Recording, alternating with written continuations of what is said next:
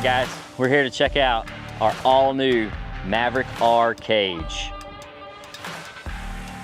We started with a complete 3D scan of the car to make sure that we had a precise layout for what we wanted to build upon. But we had to go through and design this for the car. Make it strong, make it look good, and of course, add some Thumper Fab style to it too.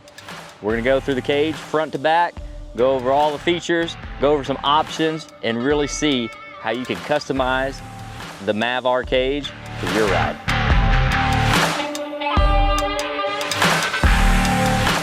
Starting up front here, we start with our DOM 120 wall tubing. This is all CNC laser cut and CNC bent for precision angles and precision fitment on the car.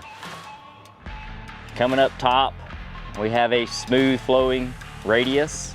That's gonna give it not only strength, but man, it just fits the curves of the car, fits the overall look of the car itself too. All right, so one thing that really sets our cages out from the competition is our strength and our style. I guess that's two things, but strength, 120 wall DOM tubing, all the way from the front A pillar, all the way back to our sheet metal B pillar for superior strength. This is one complete tube, and we can do that because we're using CNC lasers and CNC benders to be able to get this one continuous arch up here at the top, and then get our straight bar for our windshield. But we bring that all the way back. Again, one tube. This is not a seamed tube, not a welded tube in there.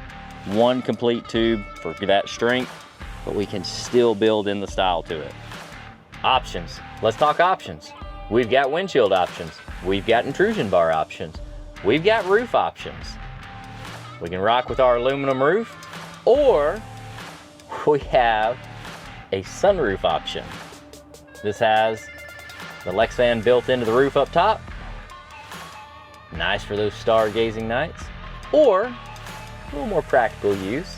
If you need some good visibility out in front, coming up to a big steep dune or a big steep rock face in front of you, need a little visibility up the trail, hey, now you have it. But I kind of like just the laid back stargazing myself. All right, let's talk clearance. We give a very aggressive chop to the cage over factory.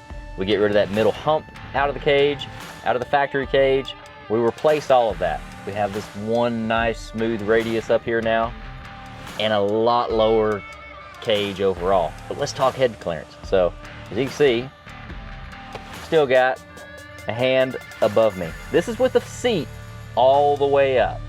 There is lower adjustment in the factory seat, so you can drop this seat down and get a lot more head clearance. But right now, still got a decent amount of head clearance. Still want to make sure that I can wear a helmet. So when I'm bahaing through the trail, I don't want to be bouncing off the cage. But so seat all the way up. This is at the extreme right here. You can still see we've got that clearance. Okay, so the Can-Am Maverick R is a completely new car, completely new suspension system, as you can see up front here.